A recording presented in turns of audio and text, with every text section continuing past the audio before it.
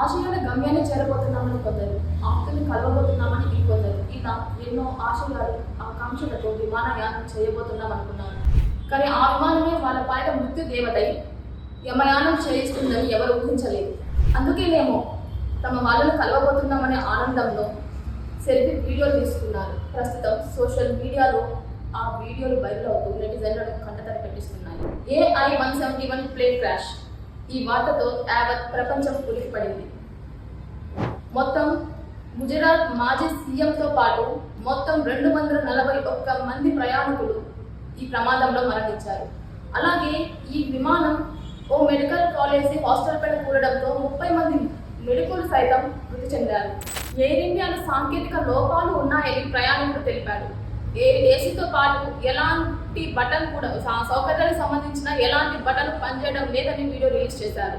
పలుమార్లు విమానం ప్రమాదాల నుంచి తప్పించుకున్నప్పటికీ, సాంకేతిక లోపాలు తలెత్తుతున్నప్పటికీ, ఇలా విమానం పలుమార్లు ప్రమాదాలకు గురైన ఎయిర్ ఇండియా యాజమాన్యం మాత్రం నిర్లక్ష్యంగానే వ్యవహరించింది.